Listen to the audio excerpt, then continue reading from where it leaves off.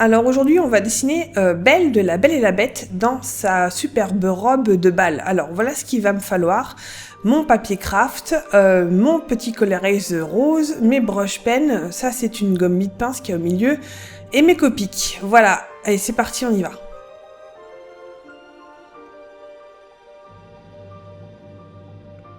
Alors là je vais vous montrer une étape que je vous ai pas montrée jusqu'à maintenant, en fait c'est l'étape du croquis.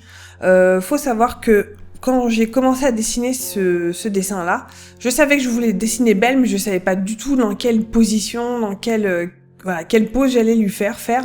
Je savais que je voulais sa robe de bal jaune, mais je ne savais pas du tout quel genre de pose j'allais la dessiner.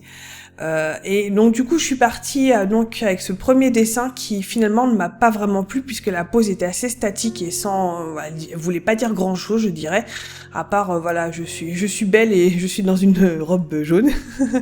Donc du coup voilà, j'ai continué un petit peu à essayer de trouver quelque chose de sympa, mais voilà, avec cette pose là je sais pas, je ne la sentais pas. Donc je suis partie avec une autre idée qui a en fait germé au fur et à mesure quand j'ai dessiné. Donc ça c'était le premier croquis, et là vous voyez j'ai commencé un deuxième croquis un tout petit peu plus petit avec les formes et les volumes principaux, et voilà ça ressemblait beaucoup plus à ce que je voulais faire, avec une pose déjà qui veut dire un peu plus de choses, Belle qui fait une révérence juste au moment du bal. Je trouvais cette pose beaucoup plus sympa au niveau des formes, au niveau des lignes d'action, au niveau des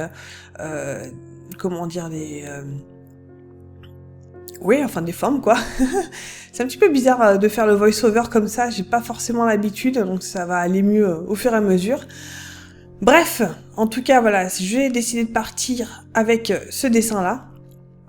J'ai pris donc mon bloc-notes avec ce papier craft, qui est un papier craft de chez Canson, tout simplement, et je suis repartie donc pour refaire la pose sur ce papier craft, donc avec les volumes principaux vraiment dans les grandes lignes. Vous allez voir donc un rond pour la tête, une espèce de cylindre pour le torse, et essayer d'étirer les volumes, de bien placer les volumes. Vous voyez les jambes qui sont mises en place, et essayer de faire en sorte que le personnage tienne debout tout simplement.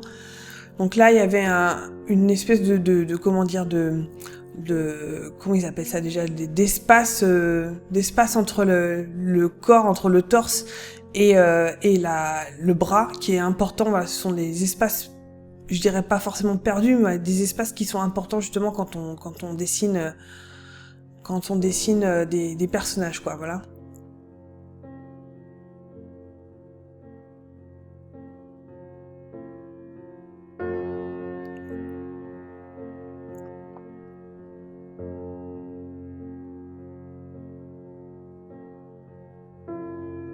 Alors il faut savoir que La Belle et la Bête, c'est un de mes dessins animés Disney préférés, je l'ai vu un nombre incalculable de fois.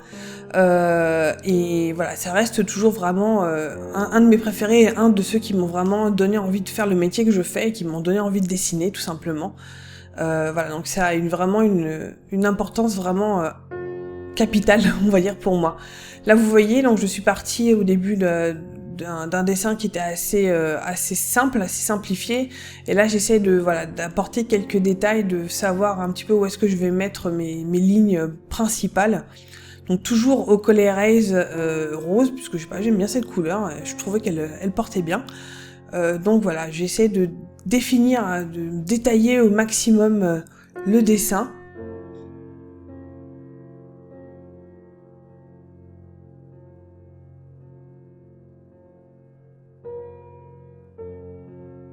Alors au niveau référence, là j'avoue que je suis partie sur Pinterest, et je crois que c'était DeviantArt aussi, pour voir un petit peu ce que je pouvais trouver justement comme comme image du film, pour avoir un petit peu sa robe, un petit peu pour la dessiner, parce que je m'en souvenais pas forcément vraiment de tête dans tous les détails.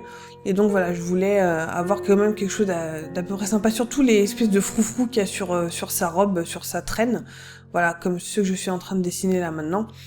Donc voilà, c'est grâce à Pinterest, qui est franchement un truc vachement utile tout ce qui est recherche de pose, recherche de matériel pour dessiner. C'est vraiment un truc génial.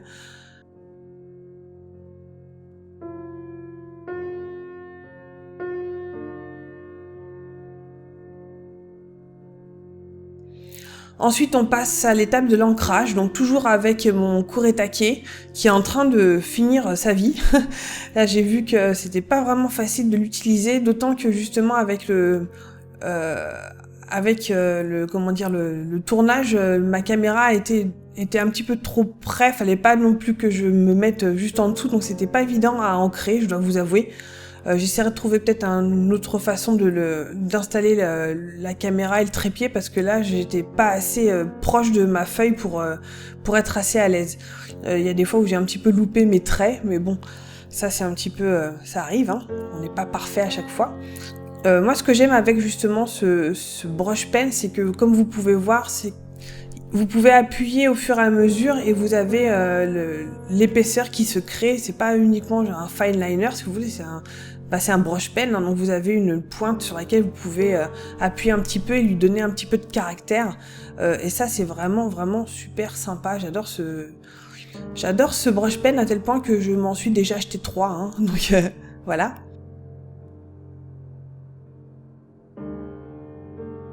Donc je rajoute quelques détails ici et là, donc des détails de la robe, des détails des manches comme vous pouvez voir. J'ai pas trop non plus accentué, voulu faire trop de détails au niveau de son visage. D'ailleurs, je me suis rendu compte que j'ai oublié d'ancrer ses paupières. Ça arrive, hein, voilà, il y a des erreurs. Donc les froufrous de la robe, essayer de faire en sorte que les froufrous soient assez cohérents, on va dire.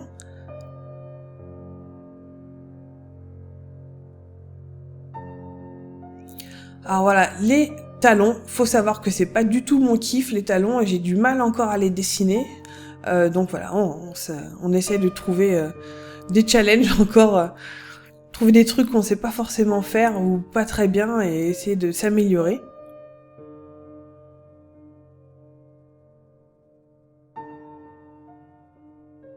Évidemment, je passe la tête devant la caméra, comme je vous le disais, c'était pas évident d'avoir la tête devant la cam. Voilà, là je commence à utiliser les Copics en partant pour l'instant donc je voulais utiliser en fait la couleur naturelle du papier craft pour la couleur de la peau de Belle, et donc j'ai commencé à utiliser les Copics surtout comme couleur pour ombrer notamment sa peau, et ensuite voilà, j'ai utilisé mes autres Col Erase pour pour la bouche, pour les j'ai du mal, je suis désolée, pour les yeux, etc. Donc là, j'utilise un brun assez clair ou assez neutre, on va dire, pour les cheveux, en n'oubliant pas de laisser quelques zones un peu blanches. Ensuite, j'attaque sa robe. Alors, sa robe, il fallait qu'elle ait donc qu'elle soit deux couleurs jaunes, mais avec deux couleurs différentes.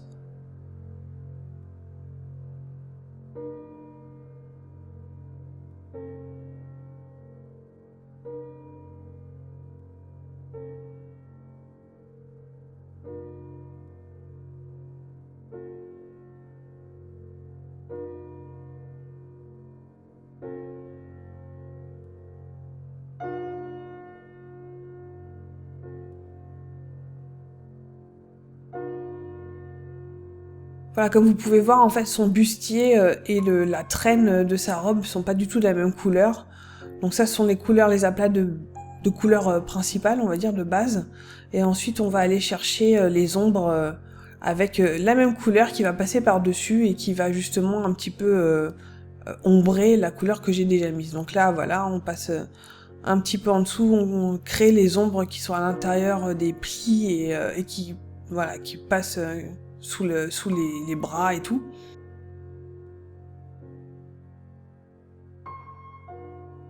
Pour donner un petit peu de volume à cette robe. Donc le froufrou, l'espèce de, je sais pas trop comment appeler ça, hein, j'avoue, je l'ai fait donc de la même couleur que son bustier, voilà, donc 2 couleurs de la robe un petit peu différentes.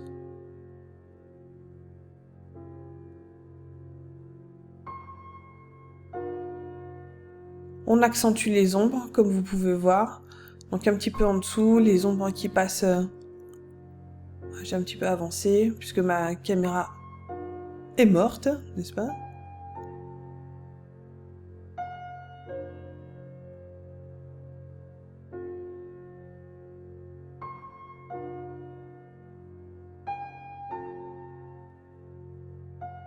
Avec les copies, c'est beaucoup plus simple de partir voilà, d'une couleur claire et de travailler voilà, du clair jusqu'au foncé. C'est impossible quasiment, c'est même quasiment impossible de partir de l'autre côté du foncé jusqu'au clair, puisque ça marche pas comme ça les copies. Donc voilà, faut y aller par petites touches et essayer de foncer au fur et à mesure, ne pas oublier là où donne la lumière. Donc par exemple dans les cheveux, comme vous voyez, là où il y a les petits traits de lumière. Donc là, avec un crayon blanc, j'ai rajouté quelques reflets et aussi coloré les jupons, donc sous sa robe. Essayer aussi de rajouter un petit peu de reflets de satin sur sa robe aussi et sur ses gants.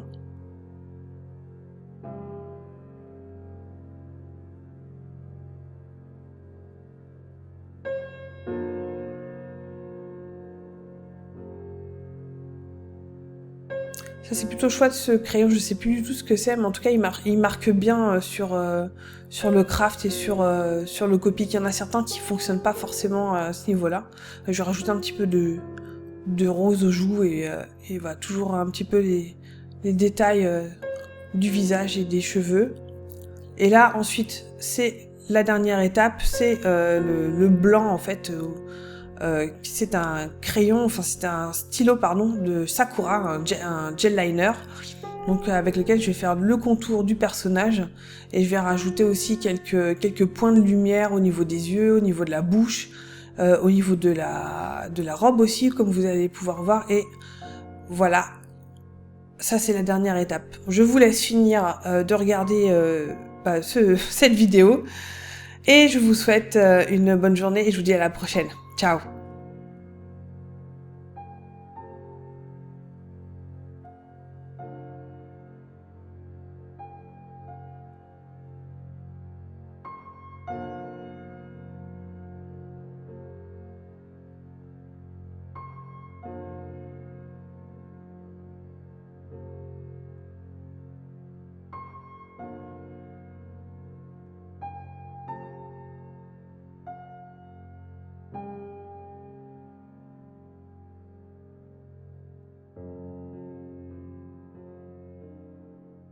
Détaillée, elle a un sens de l'anatomie, elle a un sens des décors, elle a un sens de l'histoire aussi qui est vraiment très, très pointu et non seulement c'est quelqu'un que j'adore personnellement mais en plus son travail. Voilà, et ça c'est son dernier